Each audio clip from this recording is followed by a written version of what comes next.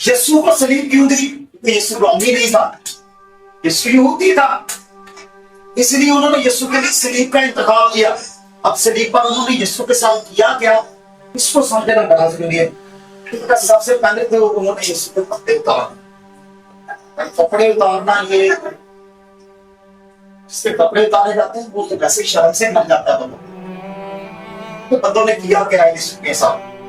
अकेले बैठ के जिंदा में वहां पे बैठ के इसको देखते रहना ऐसे खामोशी के साथ, आपको समझ आ जाएगा कि यीशु ने आपके लिए किया क्या। ये अभी तक ना हमें समझ नहीं आ रहा, हम करते हैं, इसमें कोई शक नहीं। इसलिए मैं कहता हूँ बेशक पूरा वक्त खामोशी में गुजारे, कभी आंखें बंद करके देखे यीशु सलीब पे जरा गौर करें, फिर आपको यीशु की मोहब्बत समझ आएगी। यीशु करता क्या है आपके कपड़े यीशु ने उतार दिए, नंगा कर दिया यीशु को, सारी यीशु की इज्जत उतार दी। वे गालियां देते रहे यीशु को, तमाचे मारते रहे उसके मुंह पर, पूरी बातें उसके बारे में करते रहे, कांटों का ताज उसके सर पर रख दिया। यीशु का लहू देखे कैसा लहू है। शाम के लोग को पकड़ के ले गए, रात को पकड़ के ले गए, वहां पर उन्होंने रखा, जाते ही कांटों का ताज यीशु के सर पर रखा।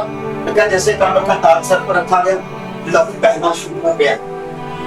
लहू कतरा कतरा कतरा कतरा, सालों को जख्म लग जाए ना कि लहू आए तो बाल पट्टी करा देना होता है, टांके लगा देना होता है।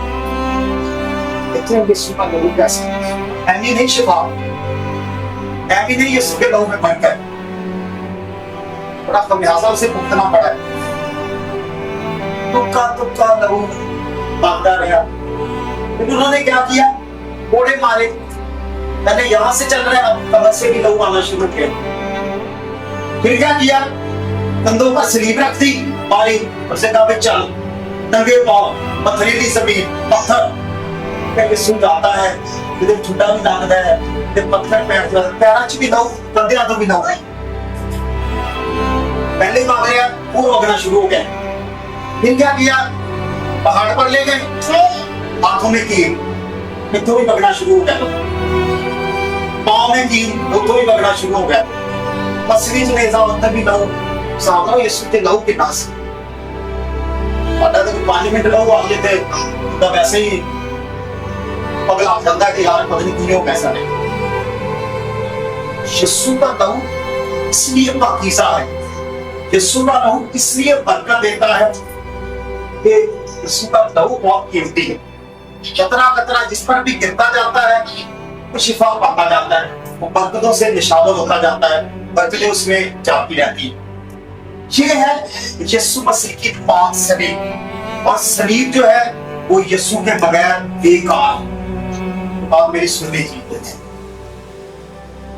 खाली सलीब यीशु के बगैर बेकार है, उसकी तो ताकत ही कोई नहीं है यीशु के बगैर, उसका तो नामो निशान ही नहीं है यीशु के बगैर। नामो निशान किस वजह से बना, बरकत वाली किस वजह से हुई, जब ह्यूज बरकत वाली थी तो उसमें लटका कौन है, किस वजह से बरकत वाली, तो उसमें लटकने वाला का बरकत है, उस पर लटकने वाला निजात देता है। ये खाली सलीब जो है ना, ये यीशु के बगैर ऐसी अजीब सी लगती है, इसमें तो बरकत भी नहीं। खाली सलीब बरकत किसमें है, यीशु मसीह में, यीशु की वजह से इसमें बरकत है, बचाव उधर ही है यीशु मसीह में। ये एक जरिया खुदा ने समाज के जिसके वसीले से नजात है। अभी एक हवाला पढ़ने को, आखिरी हवाला पाक कलाम में से, ये सलीब की ताकत क्या, इसका पैगाम क्या। ग्रंथियों के नाम मुकद्दस पौलुस रसूल का खत, पहला बाब उसकी 18वीं आयत पढ़ने लगा, पहला बाब उसकी 18वीं आयत, ग्रंथियों के नाम पहला लिखा है, क्योंकि सलीब का पैगाम, शाबाश क्या है, सलीब का पैगाम तो हलाक होने वालों के नजदीक हमाकत है। शाबाश क्या है, हलाक होने वालों के नजदीक, जो इस पर ईमान नहीं रखते, जो यीशु के लहू पर ईमान नहीं रखते, कहते हैं उनके लिए फुलिशनेस है।